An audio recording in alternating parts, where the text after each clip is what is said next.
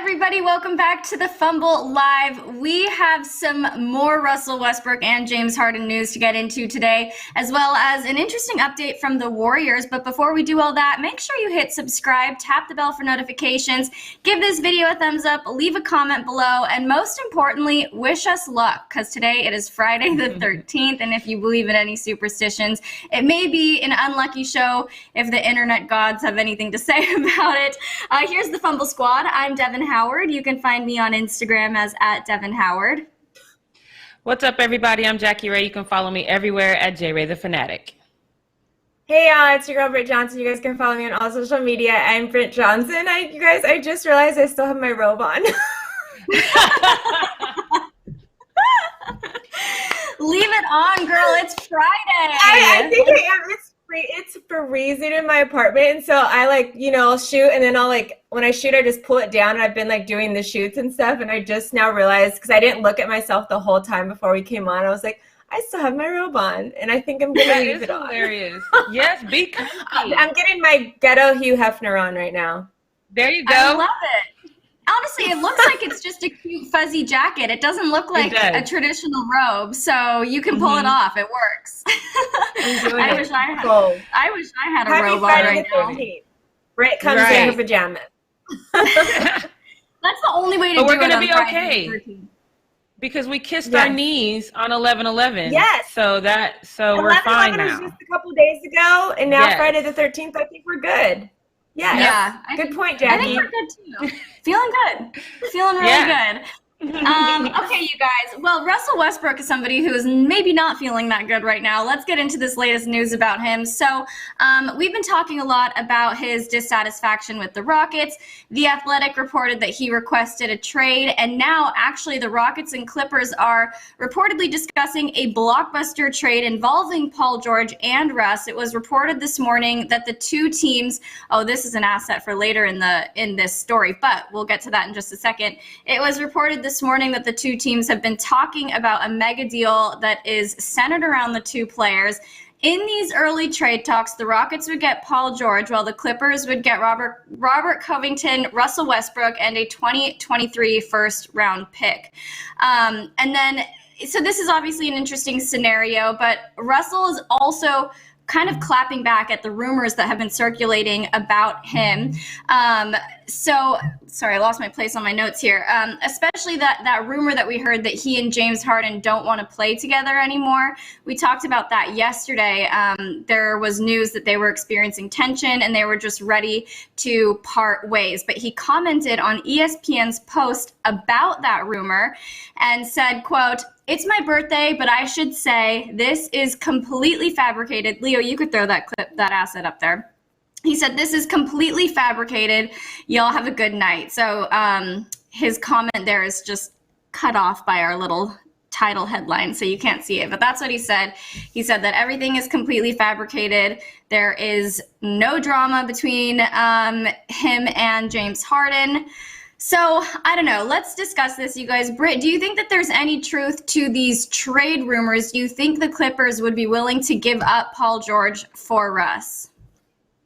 I actually love this trade, even more than the Chris Paul kind of scenario in LA, just because going into this season, it was always kind of questioned, who's going to play what, because Kawhi and Paul George are technically both a three. That's what they normally play. That's what they're solid, and that's what they're the best at when they're, because everyone talks about them being great two-way players, and I think they're both better two-way players when they're playing the three.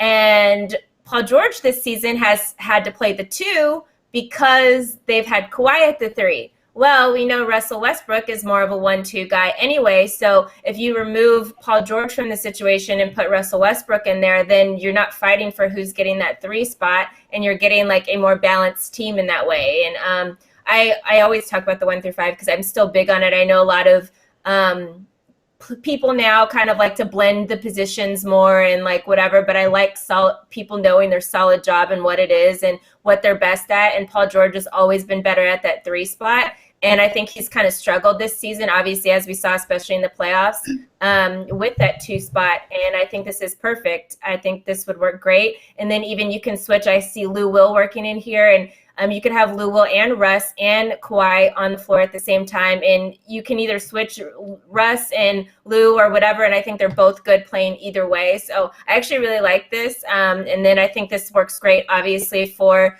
the Rockets, because the Rockets need to start getting some bigger guys on their team, and we all know Paul George is 6'8", and he's a 6'8" guy that plays the 3 spot, and that's what they need. So I think that this actually kind of works out best for both teams, technically.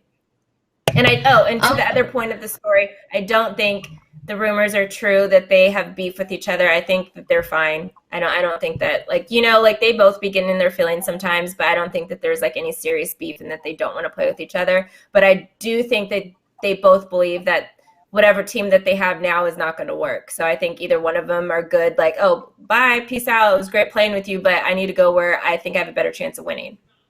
Right. Yeah. Well, it's good to know that you as a Clippers fan are happy about or would be excited about this potential trade. Obviously, we'll see what happens in the next coming weeks. Jackie, do you think Russ is doing damage control by shutting down all of these rumors about tension and trades, or do you think that there's more truth to it than he wants us to believe? I don't think Russ cares. I think Russ has been in the league long enough to know that this is just how it goes. Rumors come, rumors go all the time. We've seen rumors be 100% accurate. We've seen rumors that we thought were actually going to happen fall through. I don't think Russ cares. I think Russ has just got time right now. It's his birthday. He's chilling. He doesn't have a lot to do, so I think he's just addressing it. But deep down inside, I don't think he cares at all. I think he saw it and he decided he wanted to clap back. We've seen players do that. We always know when players got time because they start clapping back at irrelevant things. And I think this is just one of those things. I think he's been in the league long enough. He's smart enough. He just knows that this is just how it goes. But he just had time today. He had time. Well, I obviously love that he commented on this ESPN post and said that this is totally fabricated, just because I didn't really buy that there was this huge beef and tension between Russ and James. I think, if anything, they're probably bonding over the fact that there's a bunch of dissatisfaction and uneasiness with their team. So they're probably consulting with one another about what needs to be done, what they're going to do. So I'm with you guys. Also, just as a side note, James Harden did post a happy birthday message to Russ yesterday. So if that also helps, quiet those rumors about them being sick of each other, I think that does it. I think that that's a definite sign. Now let's move on into this next update, which is actually kind of wild to me. So this is all about the Warriors. For 8 months now, Joe Lacob has worked on a secret project, Operation Dub Nation, so that he can safely return fans to the stadium, even though we're in the middle of a pandemic. The team is reportedly prepared to spend $30 million to test 10,000 people on game days with a rapid test that's 99% accurate. Is there noise happening in the background that I can't hear right now or something? Probably me laughing. Okay. I heard a squeal. I was like, what is that? Okay. Yep. Exactly. So each test costs between $150 to $200, so it's pricey. It's a lot of money. According to Ramona Shelburne, he said, quote, "I not only want to get this done and show the world how we can do it now, I am willing to spend the money to do it. This is a serious, serious problem. It cannot go on for multiple years, because if this were to go on for several years, the NBA is no more." So there were a lot of reactions to this on Twitter. A lot of people questioning how effective it would be, thinking it still seems a little bit too risky. A lot of people felt that it was just pretty unfair, because the Warriors organization obviously has a lot of money, especially because they're based in the Bay. And so they have a ton of funds coming in from investors. So other teams are not really able to do this kind of thing. They can't just throw $30 million at an experimental plan to test 10,000 people on game days for COVID. They also have that $1 billion new stadium that they need revenue for. So some people think that they kind of have to do this in order, they have to get fans in the stands. They have to sell tickets in order to get the revenue that they need. There are a lot of questions about this. To me, this seems like a crazy huge plan.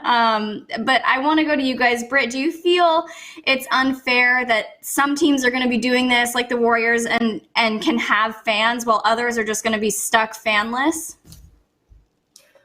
First of all, I don't even know if our governor would even let that happen, honestly. And they have to still go through our governor, regardless of how much money they want to try to bring into it. Secondly, honestly, I don't think it's a thing that, I think every team could do it, because if you really look at it, like, especially in this moment where people are like wanting sports and wanting to go to sporting events, and there's going to be limited amount of tickets and whatever, people are going to pay like $900 to go to a game, and this test costs $120.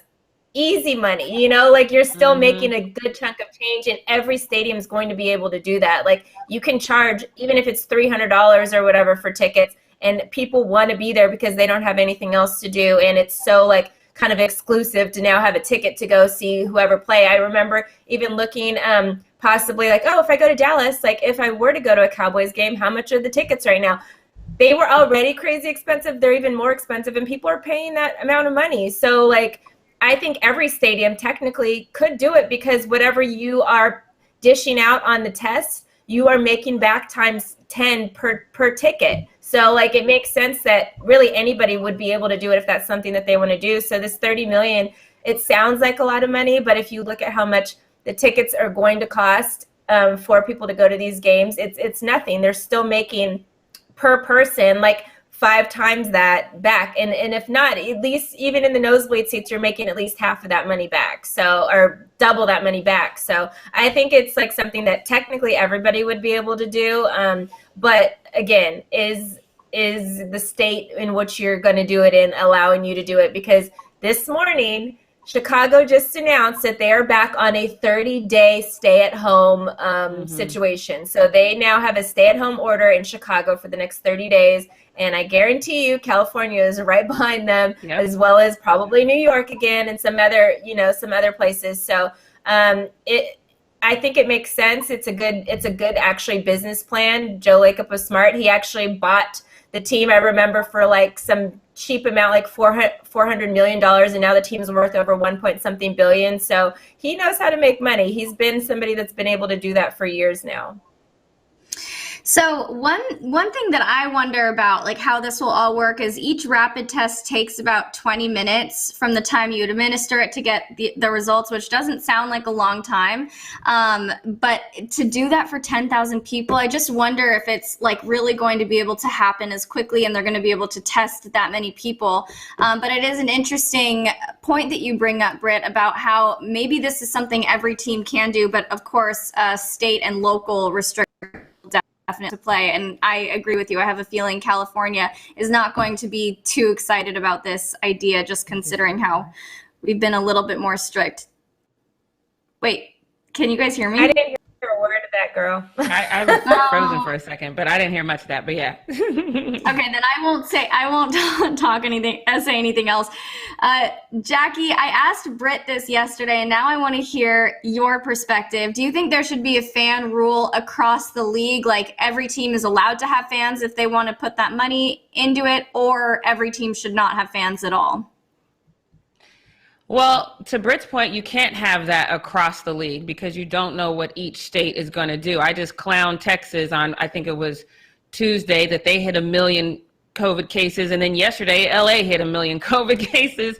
So it's not going to be the same legal aspects across the board. Some states like LA, like New York, like Texas, we're not going to be able to do it. It's just not going to be able to happen. So it's all about the legality of it. So if it is legal in your state and your state says you can do it, I feel like the Warriors were ear hustling on a conversation I had on a podcast the other day, because I had said the same thing. I was like, look, I am one of those LeBron fans. Like, if you're going to charge me $500 for a ticket, but you say, hey, you can't get in unless you pay another $100 to take this test, guess what? I just spent $600. You know what I mean? So there are a lot of people in this world like that. So they're doing it the cool way. Like, we're going to absorb the cost. We're going to pay for the test. I had said, split the cost, like make these people pay for half the test on their own, you know?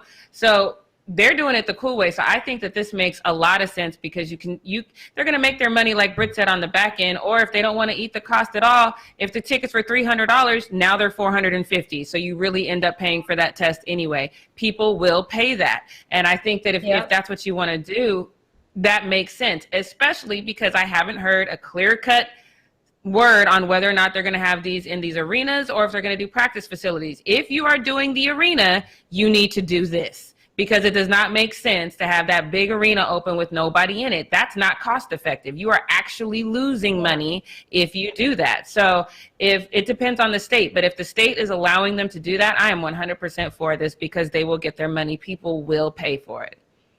Yeah. I actually wonder, you guys. Okay. No, Britt, I would love to hear what your thoughts. I actually wonder because this is actually the first sport where we are talking about fans in the stands in an enclosed space. So obviously we had football, baseball, like whatever, this, that, and the third, but those are all in open air places, you know, and we know in California, you can't eat it. You can't even go inside a restaurant and eat. So like for them to think that they can bring fans inside of an actual building when most places you can't even go inside buildings right now, like it's just really, really weird because these are enclosed spaces. So this is like a totally different animal. Even to football, and we've talked about football. We talked about, you know, that Clemson game or whatever, where there was all the fans that rushed the field or whatever. But I'm like, at least they're outside, you know. Like we're literally now talking about being in a enclosed space and having 10,000 fans possibly in an enclosed space. And in LA, in California right now, we can't even have fans at the new SoFi Stadium, which is technically can open up to be an outdoor stadium, and it's way bigger, you know, like, and there's no fans that are allowed there, but we're talking about putting 10,000 people in Staples Center. I don't know. Yeah, like, I just think about that this is not going to happen.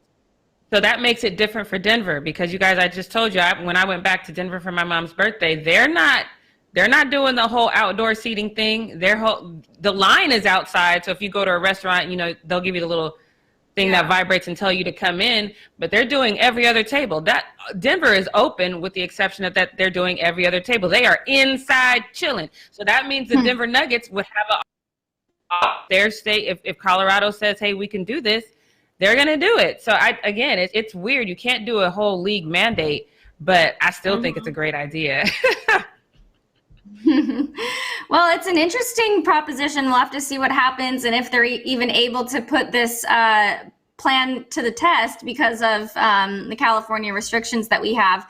I guess I wonder if people might feel a little bit concerned. The tests are 99% effective, and I know 1% is so small, but out of 10,000 people, I feel like there's bound to be, you know, a positive person who gets in and then infects everybody around him. So I wonder if we would end up seeing a surge in COVID numbers. Maybe not, but since it is in this enclosed space, it changes things definitely. What do you guys think? Do you think it would take one outbreak for people in stands for them to just get rid of fans altogether again? Jackie, let's go with you first. Well, I watch a lot of sci-fi movies, and it always starts with one person. There's always patient zero. So definitely in 10,000 people, there could be that patient zero. But then it's the risk versus reward thing. So if you have one person who tests positive, or maybe there was that false negative and they did have a positive or whatever, there's ways you can mitigate that. There's ways you can kind of say, well, they didn't test positive here, so maybe they got it somewhere else. You know, there's ways around that. But at the same time, if one person tests positive and then the people around them, which are like friends and family or whatever, I just don't think that would be enough to stop them from doing this, because there's also going to be ways, like I said, in Denver, you put your name in, but you don't get to wait in a line. You don't get to be close to each other while you wait for your time to be called. You literally have to walk in single file, sit in your area, and that's it. So if they do things like that, like when you go to the concession stand, you have to be 6 to 10 feet apart. There's ways to say we did everything we needed to do to keep people safe. So this person did not get this here. And once they can check that off their box, I think that they're fine with it. So no, I don't think that that's going to be enough. Especially when we're talking money talks. So I don't think that's going to be enough to stop them from doing this. Britt, how do you feel? I agree. And just because we've already seen it, we've seen loads of football players and baseball players get it themselves. And the game still continued. So I don't think they're going to change it just because there's fans or whatever the case. I think it's going to be obviously probably part of the process of even purchasing your ticket. You have to sign a waiver, this, that, and third. So it's not like they can sue saying that, oh, they got it at a game and blah, blah, blah, and whatever, this, that, and the third. And there's not going to be any, they're like, okay, well, everybody here had to wear masks. They all got tested. They all social distance. So we're not liable for anything. Yep. Sorry, y'all got it. We moving on. Mm-hmm. And then one last question before we get into the post-up. If the Warriors are able to put this plan in action and see that it works, do you think that pretty much every other team in the league is going to follow suit and start doing the same thing? Britt, what are your thoughts? Yeah, if the Warriors can do it, then every other team can, because California has very strict restrictions right now on this whole COVID stuff. So if the Warriors will be able to do it, there's not going to be another team in the NFL or the NBA that can't do it, because I think we would honestly be the last state that allows this to happen. Jackie, do you think that this would... Yeah, I agree. I think that other teams are already in the works for it. It's just that the Warriors are the first ones to come out and say it. But trust me when I tell you that revenue that they make in those arenas is something that every single team is thinking about, and they're already putting plans in place. But again, they're just trying to see what they can do in their respective states. But yeah, they've already got a plan in place to do this. Make no mistake about it. So if the Warriors are successful in it, a lot of teams will follow suit if their state allows them to do so.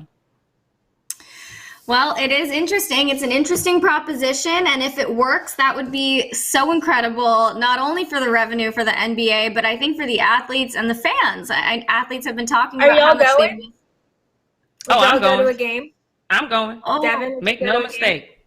I don't know. I think I might wait like a couple weeks, see what it's like. I don't want to be in the first game, I don't think. I just still feel kind of nervous. Here's the other problem with it, because I'm only going if LeBron is playing. We know that these stars are not going to be playing off top. You know what I mean? So now it's like you've put this plan in place where you can have fans in the stands, but fans want to see their favorite players. So you might not get the number of people out that you want. So if LeBron is playing, yes, I'm going. I'm not paying money otherwise. So it's this catch-22 situation. You got it. It's an interesting time. Yeah. I'll go in February for my birthday. Right. Like end of February, I'm down to go then. It's been a couple months. Hopefully all the players are playing by then. That's a good time. Yeah, you guys bring up really good points. If your favorite players aren't playing and you jump through all the hoops, you do the COVID test, you pay a fortune, and then it's like LeBron's not suiting up, that would suck. Yeah, that would really suck. I think I personally would want to wait. I don't know. I feel like it's just a bigger risk than I'm willing to take right now, because I'm seeing my pregnant sister and my family. And so I just would be worried about all of that. But it's cool. It's cool to know that this could be on the horizon. This could solve a lot of the issues that the league has been having in terms of fans in the stands. But all right, you guys, let's wrap up this conversation about coronavirus and let's get right on into the post-up. Jackie, take it away. All right, you guys, it is time for Post Up. About to be locked down in LA edition. I'm telling y'all, it is coming. But we talked about it a lot already. This has to be the worst time of year for these athletes, because you keep hearing your name in different trade talks, whether they're true or not, you hear it. I think it's just funny how a lot of people are playing this out. This one comes from Nick Wright on First Things First. I actually really like him. And he has this, not that one yet, but he has on the show, he said, well, basically that he has figured out a way that it can financially work for each of these teams to consider Russell Westbrook, and it would improve their team. He has Portland in there. He says, Portland, you can't get to the finals with your current backcourt because CJ McCollum is a knockdown shooter that the Rockets need, and Zach Collins, he is not your center in rotation, and the Rockets need a center. That is very, very true. So he posted this as well. Now you can post a full one with all of the teams that he said. So he's got Cleveland could send Kevin Love and Jetty Osman, and the Kings could send Buddy Hield and a first-round pick.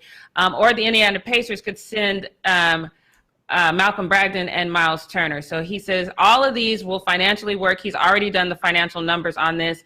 CJ responded. Now notice, none of these players are actually tagged in this post from First Things First. So CJ either watches the show or he follows them on Twitter, because he did this laughing emoji about the trade for him.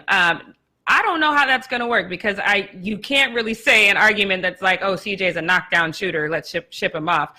But sometimes things just don't work. I think that sometimes you just got to shake things up a little bit, because I think that they enjoy playing together. I actually really love the matchup with him and Dame, and my personal favorite, which is Carmelo Anthony.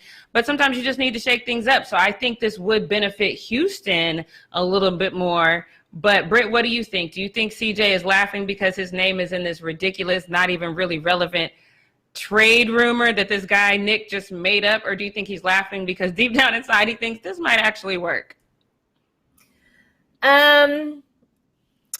I would say don't laugh too soon, my guy, because DeMar DeRozan did the same thing and he ended up traded, you know? So I think CJ feels maybe comfortable in his spot. So I think he was laughing because he's like, this isn't going to happen and yada, yada. But we all know that that's not the case a lot of times. You know, players definitely feel they're comfortable in situations. And to be fair, teams do not have to talk to a player before they trade him.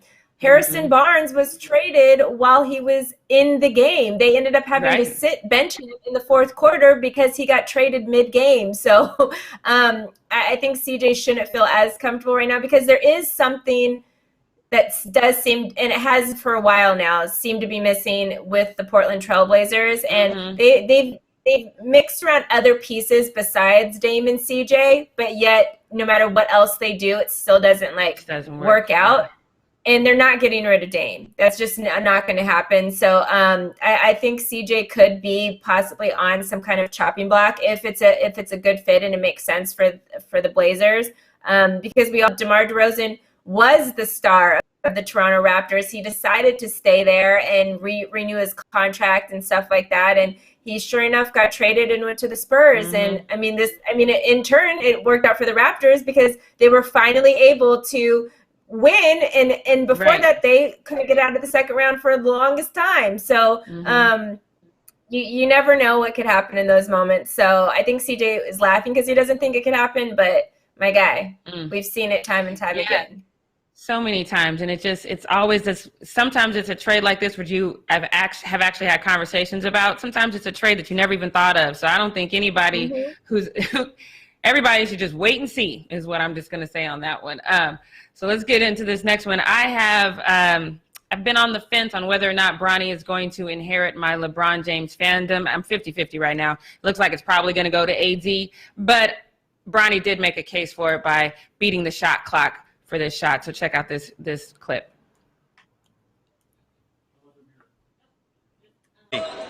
Three on the shot clock. Bronny's going to have to get it up. He does, and hits the three.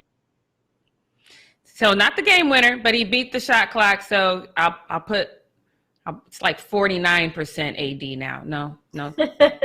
I don't know. It's still closer to AD, but we'll see. I'm going to give it a little bit more time.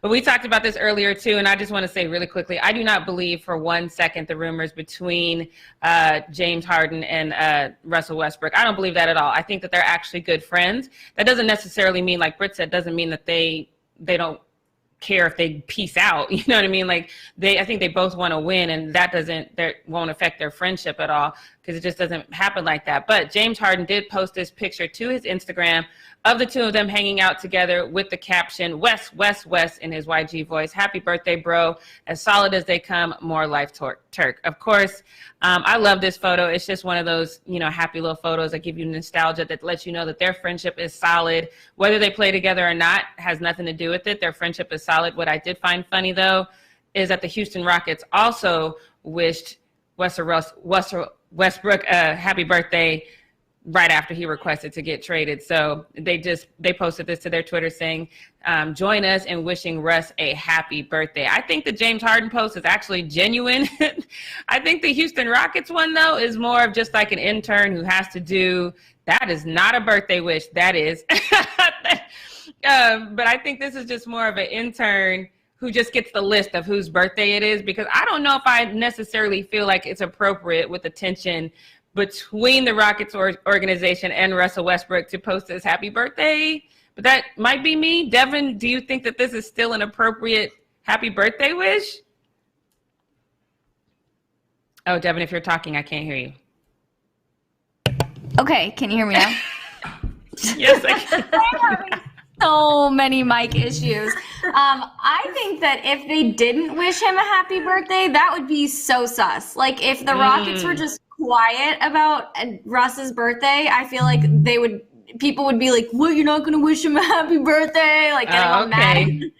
Twitter mentioned. So I think they definitely made the right call in wishing him a happy birthday. And I'm also with you. I just realized I spoiled your post up about the happy birthday wish by talking about it in my first story. No, it's all right. It's all good.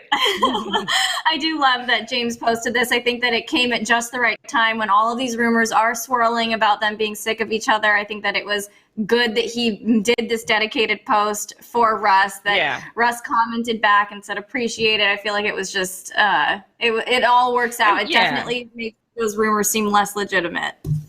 And they actually look good together on the court. But I've actually have friends that I love like family, but have worked with them in the past. And I'm like, yo, I could really go my whole life and not work with them again. But doesn't mean our friendship is affected by that. One thing is personal, other one is business. And I think at their level, they can separate the two. But I don't even think they just like playing together. I just think that there's enough dysfunction in that organization that both of them can be like, yeah, I'm done with this and be cool with it. So I don't know. We'll see how that one all plays out. But Leo kind of spoiled already, so let's just get that creepy, nasty thing back up there. Because you guys remember when Enes Kanter, he said that this was... No, that left with Chris. That left with Chris. I'm over James Harden.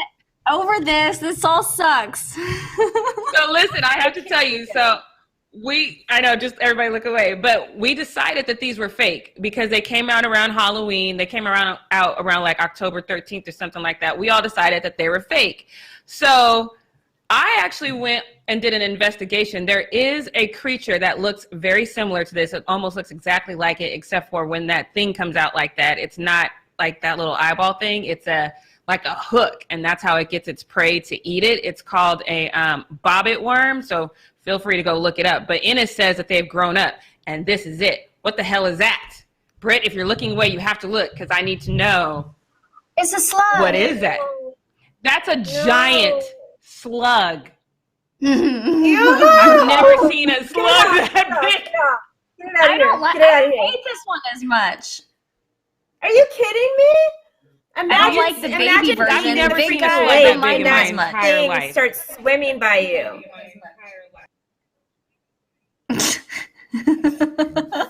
No. Imagine being in a lake though, and then that thing just like comes up on your no. Yeah. Oh no, I'm dead. I'd had a heart attack. Get me out of here. No way. See, the robe came in handy, Britt. Look. Wait. Oh my God. Jackie, I have to ask you a question though, because you cut out a little bit when you were telling this story for me. So is this really the same insect thing that was in the bathtub? Did you find out it wasn't fake, or it is fake? So there is a worm that looks almost exactly like the one he had in the bathtub, and it's a worm, and it hides in the ground in the ocean, and it just comes out with the little eye thing that his thing had, and it grabs its prey. So it has a hook that it's called a bobbit worm. It's called a bobbit worm, and he pops out just like they did in the video, and he snatches its prey in, and they're in the ocean. Even though it's a worm, it's not like a sea creature. It is considered a worm, but it's called the bobbit, and it comes out, and it looks exactly like that. So that's why I was like, well, like Lorena Bobbitt? Like as in Lorena Bobbitt, and it cuts your prey off. You see what happened there? Lorena Bobbitt made something look like a worm too. Yeah, she did, and they had to reattach it, and maybe now it wiggles like this. So I don't know. I don't know. The one. So sorry. All right, we'll move on. Whenever Leo wants us to shut up, he takes us off the screen. He's like, "Okay, back to Jackie. This conversation is not going in the right direction." All right. This next one is going to be super quick because I just really hate this story about Paul George and his stripper fiance. But at least Paul George is making fun of himself. Her birthday, I think, was yesterday. But anyway, he posted this and said, Take this walk with me to our 30s where we'll find love for life. Happy B-Day, my love. Shit just got real. Love you. Hashtag she got a ring first. I hope she got the prenup second, because you mess around and she gonna take all your little rings. And you need to get your head right, because in a minute she gonna be the only one with the ring. So that's all I got to say about that one. So let's get back to these trade rumors, because Bleacher Report posted this tweet that said Victor Oladipo asked players from the Raptors, the Heat, and the Knicks if he could play with them. I think we heard this story earlier. We all are very familiar with this. And he did this in front of his teammates. So we all know where this story came from then. We all know how Bleacher found out about it. It was either the teammates who heard him say it or the teammates he asked have leaked this information to Bleacher Report or some reporter. But Victor Oladipo's twin sister says she knows it's a teammate, and she took to Twitter and she said, "Pew, this tweet reeks. What kind of teammates would just lie like this?" And then people started chiming in, and one Twitter user, his name is Popular Wonder, he said, Miles Turner, sorry ass, probably. And then you see she responds with the zip mouth emoji and the shoulder shrug.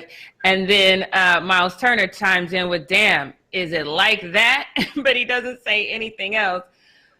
I think that's guilty. I think that if you either say nothing or you don't chime in, I don't know. I think he's guilty. Britt, what do you think? I think the fact that he responded to this with just a "damn, is it like that?" is guilty. I think he's innocent, because I think if he really thought it was like, if it really was him, he would be like, "Oh, I better not say, I better get out of this chat," or like whatever. Mm-hmm. Like, I think that he is innocent. We need a deal breaker or tiebreaker. Devin, tiebreaker. Yes. Okay. So I was just going to jump in. But I agree with you, Britt. I think the fact that he wrote in proves his innocence. If he were to remain silent, then we'd all be like, he's not saying anything. But he actually went in there and said something. So, yeah. But he just said, "Damn, it's like that." I would have said, now you know good and well I didn't do, like, I would have said something, but I wouldn't just said, "Damn, it's like that." Your lingo. That's his lingo, Jack. And also, I think if he was too quick to get defensive and be like, "I didn't say anything," then that also would have seemed suspicious. I think very true. Very true. All right. Well, I'm going to lose this one. I still think he's guilty, but I'm going to concede and say maybe he's innocent. All right, you guys, I couldn't find any cute children, which I'm kind of sad about that. We only got 2 really cute kids this week, but I did find this one of Blake Griffin, which is super fun. Now, Britt has her Patrick Mahomes, who was supposed to be her husband. Blake was supposed to be mine, but I couldn't get a hold of him before he bounced out I got here, Blake so, too. I got Blake too. Well, see, girl, now look, we're going to have to start comparing notes, because I feel like this happens to us a lot. But but this fan, Nicole, just happened to be in a grocery store, and she caught Blake, and he got on her TikTok with her. It's super cute, so take a look.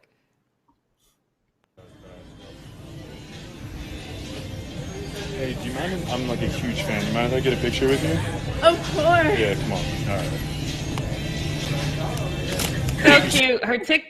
Her TikTok was terrible. I don't understand this whole TikToking, but whatever. The flailing arms about. But she took another picture with him in the produce section, which tells me I got to stop Instacarting and actually start going to the grocery store, because you don't know who you'll run into. But she posted a picture with him, the 2 of them in the produce section, and she said, "Best day ever," and Blake responded to her and said it was cool. So I thought this was super cute. Yeah, it was super cute. In the produce section. Aww. I love that he did that. Aww. Me too. It just reminded me that I got to stop using Instacart. I miss him. I do too. I really do. I actually cried when Blake left and got traded and went to the Pistons. I actually cried because Blake, like, when I first started working for the Clippers, Blake had gotten like drafted or whatever, and I like thought I was the coolest thing ever, because I was like, right. Where's Blake Griffin? No. So. Yeah, he's such a good guy. I miss him too. So Okay, I love to see that. Right. We love you, Blake. All right. So before I get out of here, you know what I'm going to do. I'm going to tell you what we not going to do. Okay. So now listen, there's a lot of people on this planet that I would prefer never to hear from, never see again. Papa John Shack is one of them, from when he was shucking and jiving with Chuck, and they didn't have Kenny's back when he decided to support his brothers in the bubble who weren't playing after police almost murdered Jacob Blake, to Shaq deciding to be the face of Papa John's in an effort to try to make that organization look better after we found out the founder was racist. I'm just not a fan of him. And then he went and started talking to my Saints after Drew said what he said. First of all, white. Anyway, so I don't like Shaquille O'Neal. I think everybody should understand that before we go into this next one, because at the same time, I was very anti-Dwight coming to the Lakers, because Dwight, I felt like every other year he was going on this whole media tour of saying, oh, I'm a changed man, I'm better, people are going to see a different side of me, and we never did. Not one time did we ever see a different side of Dwight. But then he comes to LA, and all of a sudden he's a different dude. And so I've apologized for that on this platform several times. I said I was wrong. People can change. I was super happy that Dwight did that. But Shaq is not giving him any props. We already talked about it on the show where he said that Shaq shouldn't be, or Dwight shouldn't be excited about the win that he got. And then he had this opportunity on his podcast to walk it back and kind of change his tune a little bit, but he doubled down on it. He said, I've been there and done that. I'm still the Lord Supreme of all big men. I'm the last big man to get an MVP in this league, so I'm still in charge. When another big man gets an MVP, I will resign gracefully. How does that have anything to do with the fact that Dwight actually came in here and definitely was a changed man? We've definitely seen a side of Dwight that we haven't seen before, and he was actually impactful on the court. How does anything you just said equate to that? This, to me, is just Shaq being a jackass. And what we're not going to do is pretend that Shaq will ever stop being a jackass. Let this man have his moment, aside from all the nonsense going on in his private life with his kids and his baby's moms and all that, because there's a lot of them. There's bound to be problems when you have that many. But as far as what he does on the court, let's give this man his props. Shaq, stop being a fool, because now we got to put you on your own, Shaqtin' a fool, which is ridiculous. Devin, do you think that this comment was necessary from Shaq? Do you think that this is just a testament to his arrogance, or why even say something like this? I don't think it was totally necessary for him to say it. I think it's kind of funny that he came out and was, saying all of this unnecessary stuff. But yeah, I don't think that he really needed to say anything. I think it definitely shows that he is just an arrogant guy. So I don't know. He sounds like Al Bundy to me. Remember when Al Bundy just would not let his high school days die? Like he sounds, this is the Al Bundy moment to me. I expect him to lean back and put his hands in his pants. Like, what are you doing, Shaq? Let the man have his moment.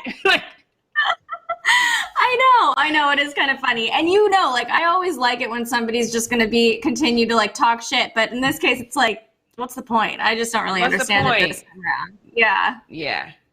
All right, well, that's all I got. And now it's time, Devin, warm up those hands, because you know what time it is. It is time for Brit's Takes. Brit's Takes. Wait, okay.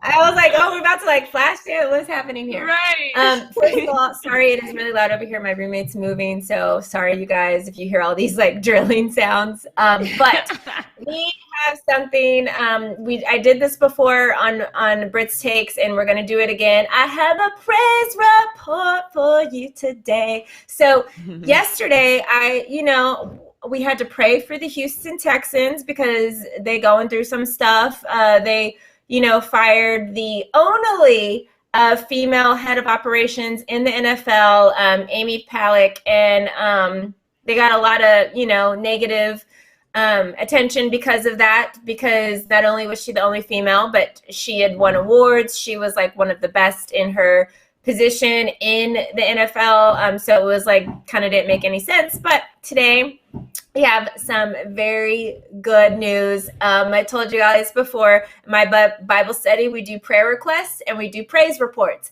And praise reports are, something great that happened. So that's what this is going to be. Kim Un becomes the first female and first Asian American GM in baseball. We need to take a minute, just clap, love. This is so amazing. She was hired by the Miami Marlins. And the girl is the queen is more than qualified for her position. So don't think that this was just some kind of affirmative action move that the MLB was trying to do or the Miami Marlins were trying to do, because prior to this position, she actually was the MLB's senior VP of baseball operations for the last 9 years. And then before that, you guys might remember her from the Dodgers. She was an assistant GM for the Dodgers. She was also an assistant GM for the Yankees. During her time as an assistant GM, she actually, the teams that she was working with, the Dodgers and the Yankees at whatever team it was, she actually made, those teams made 8 playoff appearances, and she has won 3 World Series titles as an assistant GM. The Queen got her start. Leo, put her picture up so we could see this Queen that we're talking about here. This is her right here. It's amazing news, but she got her start actually in Chicago with like the White Sox, I think it was, I think it was the White Sox, but she started as an intern. So she's literally the definition of started from the bottom, now I'm here, or whatever the post is now, where I started, what I'm doing now kind of thing. Like, she has been killing it. She has been amazing. She is not just for women, but Asian Americans. She is the highest executive in baseball ever for an Asian American. So this is huge. It is amazing. I am so proud of this moment, because this is not even just, if you're not even a baseball fan, this isn't even just about baseball, because not only is she the first female GM in baseball and first Asian American in baseball, but she is also the first female GM in any major North American sport for men's sports leagues in history. First. So that includes NHL, that includes baseball, that includes NFL, that includes NBA. First woman, first female to be a GM in any of those leagues. Like, it is so amazing. Like, this is so huge. This is the very moment of breaking the glass ceiling. You know, we just obviously announced the new vice president-elect as Kamala Harris being the first woman and first woman of color at that to do that. And now we have this moment, another woman of color that gets to be in this position. She actually released a statement about it. So if we could get that up there so I can read what she had to say. It's a little long, but her words are worth hearing. She said, "I entered Major League Baseball as an intern, and after decades of determination, it is an honor of my career to lead the Miami Marlins as their next general manager.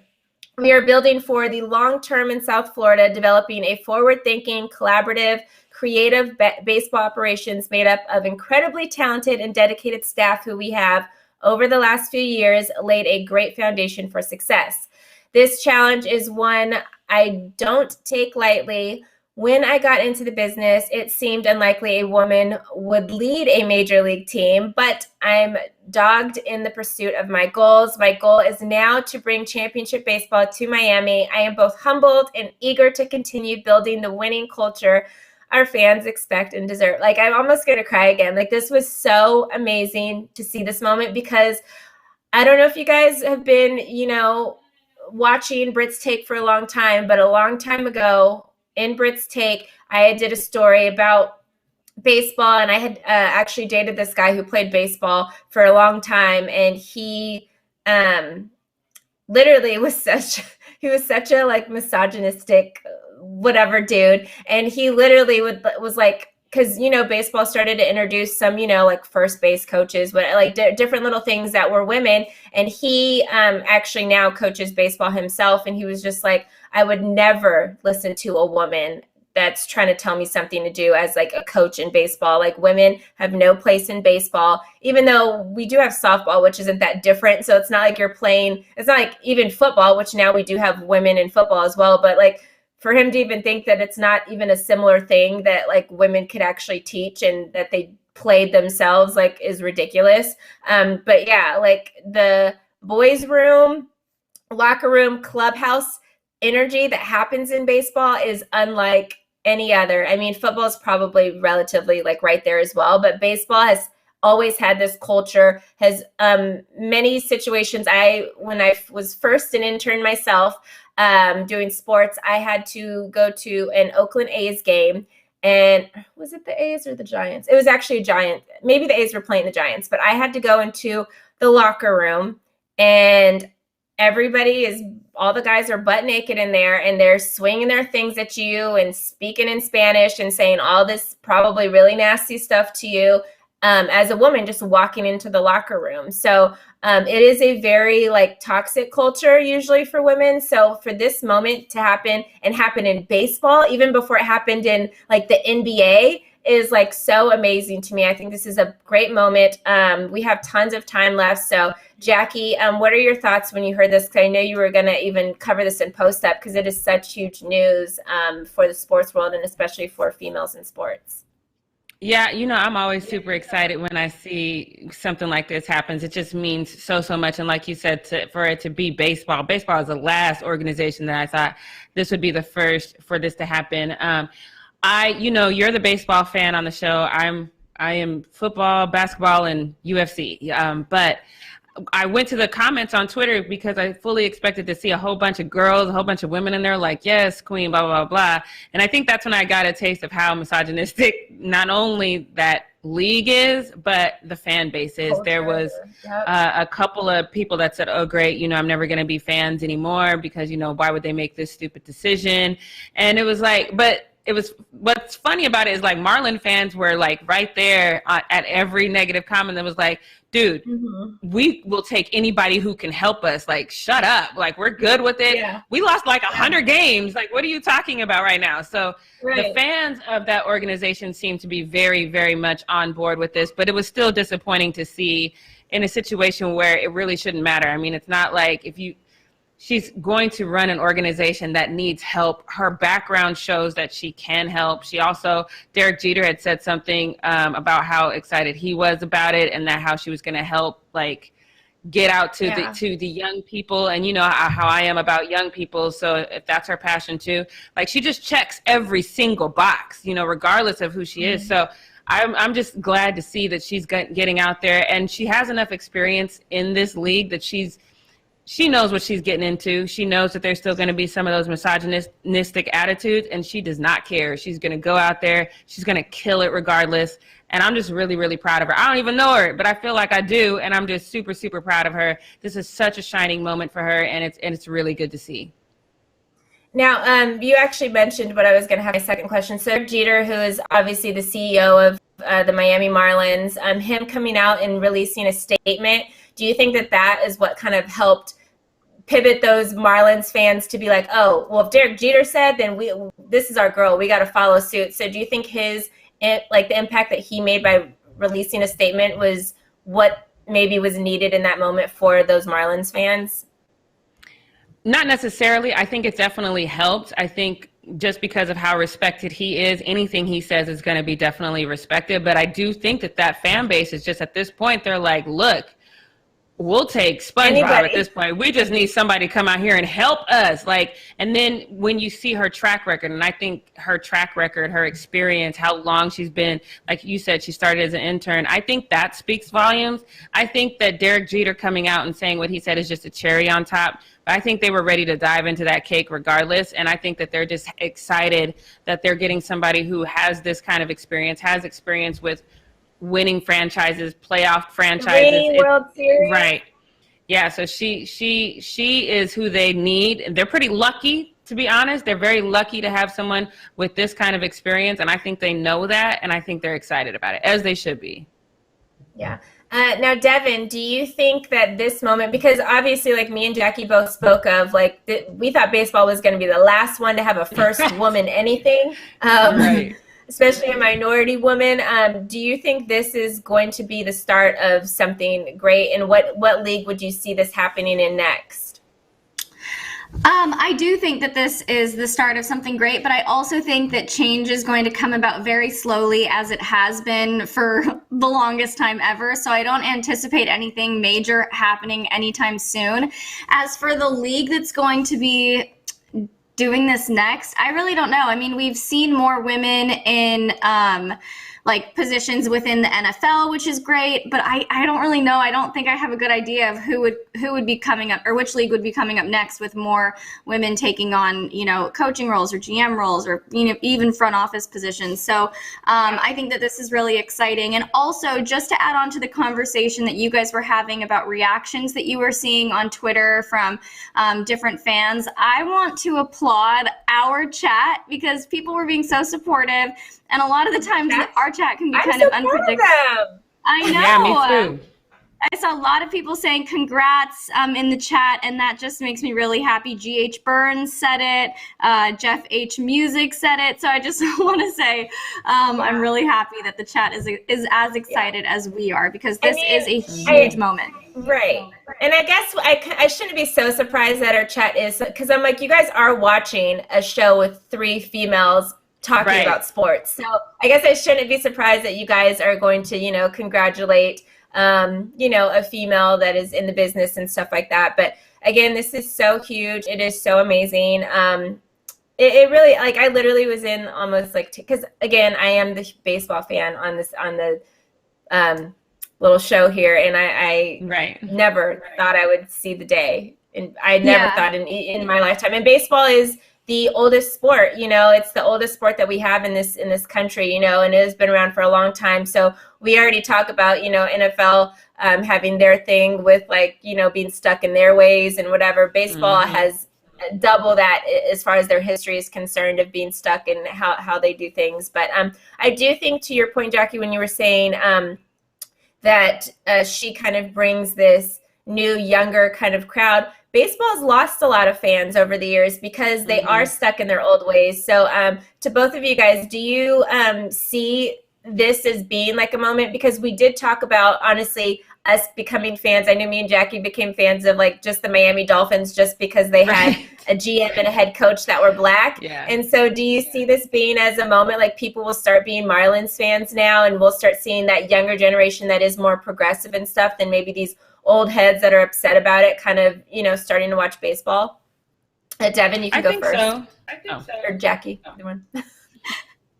I feel like that this is definitely going to be a draw for a younger, more progressive crowd for sure, because, we obviously, I'll be paying more attention, and I'm like Jackie, I don't even care much about baseball at all. So to know that there is going to be a woman taking on a position of power, to me, that's really exciting, and it definitely has sparked my attention and interest in the team. And I think it'll do that for a lot of people. Jackie, now you go ahead. Yeah, I mean, representation matters. We've talked about that several times, and it's not only do I think you'll see more young people coming on, I think you'll see women who maybe had an interest in sports, but maybe thought, oh, it's such a hard road, And with everything that a woman does, there's a young girl somewhere thinking, well, maybe I can too. So I think that that's very important. I think representation matters, and I think you'll get an influx of female fans, not that they're lacking in that, but I think you will get an influx of female fans specifically watching this team. So I think it's great. I think I'm really excited about this moment. It's funny that it is the Miami again, because it was the Dolphins first, and so I don't know what's going on in Miami, but y'all keep doing what you're doing down there. Well, it ain't going on in the rest of Florida, I'll tell you that. It's not. It's only so Miami. I remember Miami, looking at the back of the election, and it was like Miami was blue and the rest of the state bright red. Right. Like a zombie apocalypse. Just stay in this circle. Right.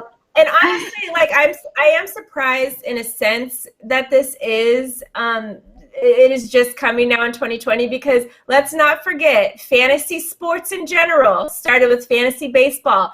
Who started fantasy baseball? It was a group of housewives that were stuck at home, and their men were off doing stuff, and they're like, hey, let's like own little league and do like make teams and stuff out of all these players. And it was a group of housewives that created what now has moved into fantasy basketball and football and all of this kind of stuff. But it originally started with fantasy baseball, and it was a group of housewives that started that. So we know how to build teams, okay? We know how to do that. I didn't know that either. Awesome. I love that. Yeah. Fantastic. I like ending the show on this fun fact of the day. So for all of you who play fantasy, you said it was fantasy football or just fantasy leagues in general? In It started general, with I mean, the fantasy first baseball, fantasy league started with a fantasy baseball league, but I used to do random facts on my old show every day, so that's where I learned this from. But yeah.